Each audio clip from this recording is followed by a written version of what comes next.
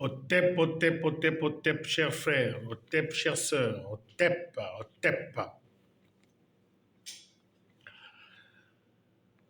Les Gabonaises disent aujourd'hui que oui, je ne suis pas obligé de laver ses habits parce qu'il ne m'a pas encore épousé. Oui, je ne vois pas pourquoi je vais casser le corps. C'est pas sûr qu'il va m'épouser. Je ne vois pas pourquoi je veux lui faire à manger. Il ne m'a même pas encore épousé. En tout cas, il bouge, je bouge.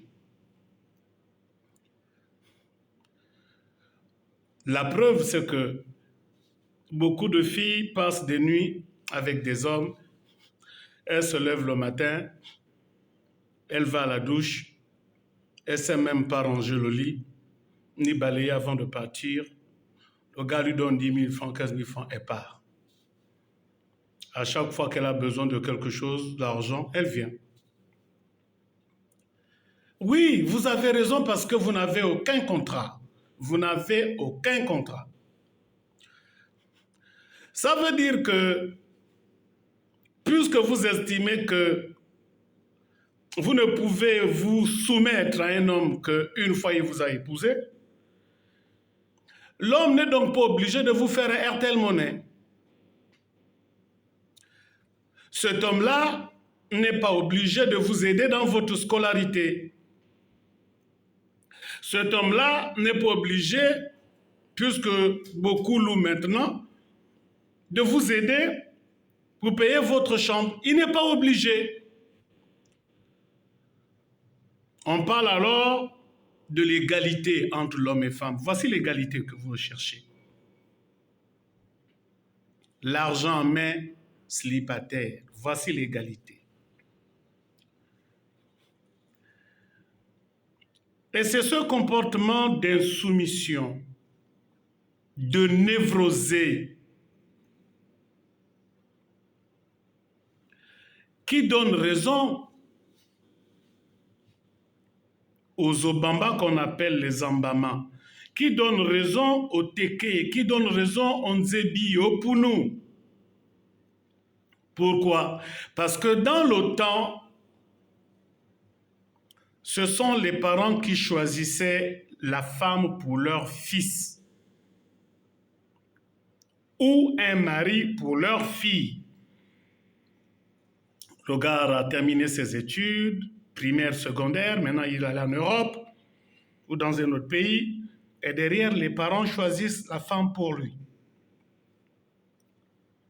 Pourquoi? Parce que dans nos communautés, dans nos villages, les familles se connaissaient. Il y avait des familles élues, où tout le monde réussissait, et il y avait des familles maudites où personne ne faisait quoi que ce soit. Bien sûr, je ne vais pas vous faire le cours sur le jansénisme et le jésuisme. Ce n'est pas le lieu, ni l'endroit. Parce que dans nos villages, on savait que cette famille-là est une famille de voleurs. Et donc les filles de cette famille seront des voleuses. Cette autre famille est une famille de pêcheurs, de chasseurs. Ces enfants sont des enfants bien élevés. Ou bien la grand-mère de Christ, par exemple, se liait d'amitié avec la grand-mère de Tassiana. Et derrière l'amitié de deux grand-mères, le mariage s'arrangeait. La première disait à la seconde, « Ah, j'ai mon petit-fils là, Christ, qui est un brillant garçon, et je souhaiterais que ta fille, ta petite fille, devienne sa femme. » Et ça s'arrangeait comme ça. Et généralement, ça marchait. Parce que le choix n'était pas du fait de hasard. Chacun savait d'où il venait. et les femmes étaient éduquées pour. Aujourd'hui, avec la désinvolture, l'insoumission, l'effronterie, il faut les voir dans les églises de réveil. Une seule chanson, une seule prière. Oh Dieu, donne-moi un mari. Mais vous oubliez, petite fille et femme effrontée, vous oubliez que le corps d'une femme est un cahier vierge. Le corps d'une femme est un cahier vierge. Chaque homme vient écrire. Chaque homme vient écrire. Chaque homme vient écrire. En sachant qu'il y en a qui écrivent correctement et proprement, de façon lisible. Il y en a qui écrivent de façon tarabiscotée, on passe le blanco. On barre tout, on reprend l'écriture. Que va faire un élève, que fait un étudiant avec un cahier froissé? Que fait un élève, que fait un étudiant avec un cahier qui n'a plus de pages blanches? Lorsqu'on vous dit que le corps d'une femme est un temple sacré, vous pensez que c'est de la blague. À peine il te rencontre à midi, à 13h tu appelles, je n'ai plus le gaz. À peine il te rencontre à 16h, le lendemain à 7h tu appelles, allô, j'ai faim. Est-ce que vous vous regardez? Est-ce que vous savez qu'est-ce que c'est le corps temple sacré? Habillé de façon débridée, se vendant moins cher sur le marché du sexe. Il faut les voir. Donc nos parents avaient bel et bien raison.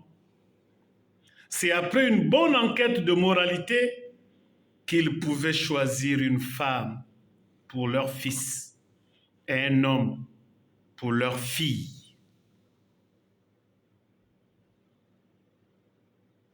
Quelqu'un disait que la vie n'est rien, mais rien ne vaut la vie. C'est vrai.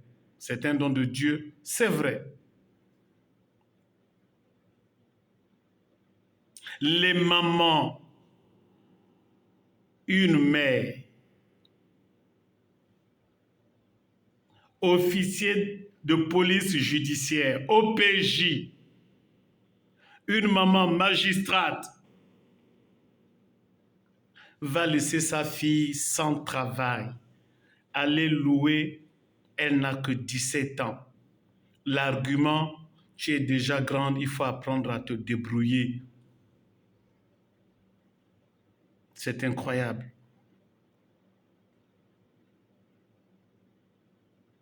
Et on félicite les hommes qui épousent une femme après 5 ans, 6 ans, 10 ans, 15 ans. Oui, il faut les féliciter. Et non ceux qui se rencontrent un jeudi pour se marier vendredi. Parce que cette période où les femmes disent « oui, tu m'as fait perdre du temps », mais qui a fait perdre du temps qui?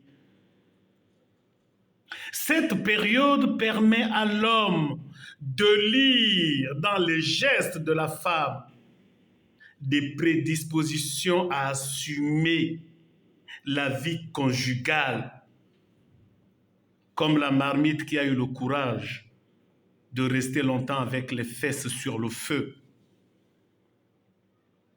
Est-ce qu'elle s'est repassée? Est-ce qu'elle s'est préparée? Est-ce qu'elle sait tenir la maison propre? Est-ce que c'est une femme qui est venue pour la famille ou qui est venue juste isoler l'homme et le tuer, puisque les hommes meurent toujours avant?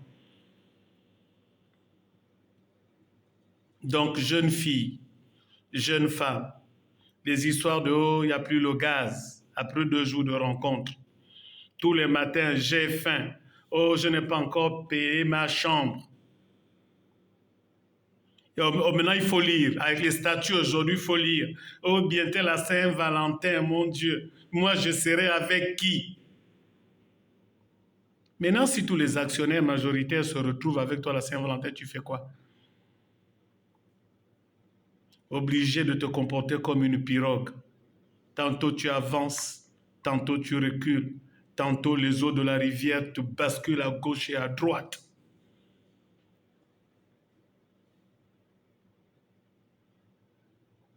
Dieu voit, Dieu sait.